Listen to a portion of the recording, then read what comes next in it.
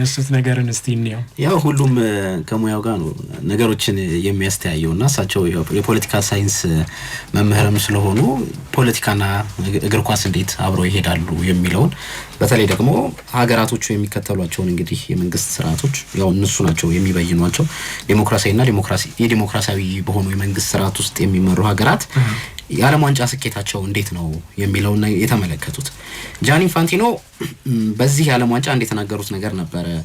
እግር ኳስ በጣም ዲሞክራሲያዊ የሆነ ስፖርት ነው። ዘር ይሄ የመደብ ልዩነት ሳይኖር ሰዎች የሚያጣጥሙት ብዙ ሰዎችም የሚጫወቱት ስፖርት ነው ሲሉ ነበርና ታዲያ ይሄ ዲሞክራሲያዊ ነው የተባለው ስፖርት እንዴት ነው ሀገራት ከሚከተሏቸው የፖለቲካል አቅጣጫዎች ጋራ ስኬታማ የመሆንና ያለመሆናቸው የሚለውን ነገር ተመልክተዋል።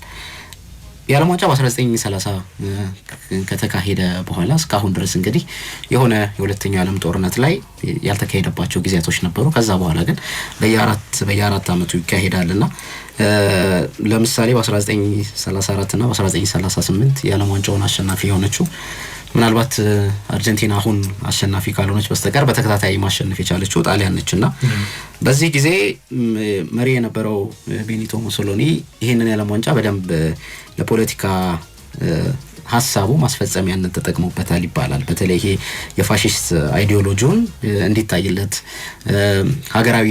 ሀገራዊ ስሜቱንም በዛ እንዲቀረጽለት ሰርቷል ተብሎ ይነገራልና የዓለም ዋንጫው አባት ተብሎ የሚጠቀሰው እንግዲህ ጁልስ ሪሜ በዛ ጊዜ ከሙሶሎኒ ጋራ የተለያዩ ቦታዎች ላይ ሲታይ ነበር። ከዛ ጊዜ ጀምሮ ነው እንግዲህ የፊፋና የፊፋ መሪዎች ከነዚህ ካምባገነን መሪዎች ጋራ ያላቸው ግንኙነት እየጠነከረ የመጣ ይባላል። ጁልስ ሪሜ የጀመሩት ነው ዛሬ እና ኢንፋንቲኖ ያስቀጥላል። ያው ሀቫናች የሚባል ነበረ፣ ሀቫላጅ የሚባል ነበረ፣ ብላተር የሚባሉ ነበረ። ከዛ በኋላ በተለይ ከኳታር ከምን ጋር ተያይዞ ብላተር ብዙ አይ ቲንክ በኋላ እኮ በኢፋዊ ኤፍቢአይ ሁሉ ፊፋ ላይ ምርመራ ሁሉ ነገር እስከማድረግ ደርሷል። አርጀንቲና በ1978 በተለይ ደግሞ ብራዚል በ1970 የዓለም ዋንጫን ሲያሸንፉ መንግስታቱ አንድ ሀገራቸው ላይ ሲያደርጉት የነበረውን ጭቆና ለመሸፈን ተጠቅመውበታል ተብሎ ይነገራል። ጆን ኤትሪስ ከ1930 እስከ 2018 ያለውን ዳታ እንግዲህ ያገኙት ፖሊቲ የተባለ የዳታ ዝርዝር ይወጣል በየአመቱና ይሄ ደግሞ ምንድነው ስልጣን እንዴት ተከማችቷል በአንድ ወገን የሚለውን ነገር ነው የሚመለከቱት። ከኔጌቲቭ 10 እስከ ፖዚቲቭ 10 ይሰጡታል። በጣም ጨቋኝ የሚባሉ ሀገራት ላይ ያሉ ከሆነ በጣም የወረደ ከኔጌቲቭ 5 እስከ 10 ያለውን ይሰጡታል።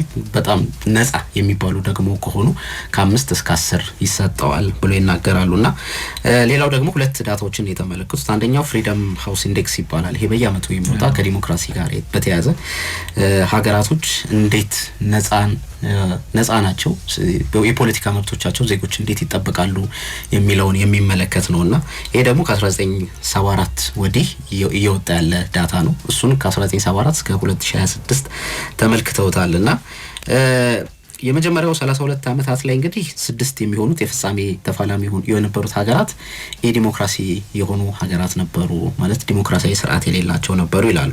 ከ1960 በኋላ ግን 2 ሀገራት ብቻ ናቸው አሸናፊ መሆን የቻሉት በዚህ በፖሊቲ ዳታ መሰረት ማለት ነው። በዛ መሰረት የዲሞክራሲያዊ ከተባሉት ውስጥ ያሸነፉት 2 ሀገራት ብቻ ናቸው ይላሉና አንደኛው በ1970 ብራዚል፣ ከዛ ደግሞ በ1978 አርጀንቲና ነች ብሎ ይናገራል።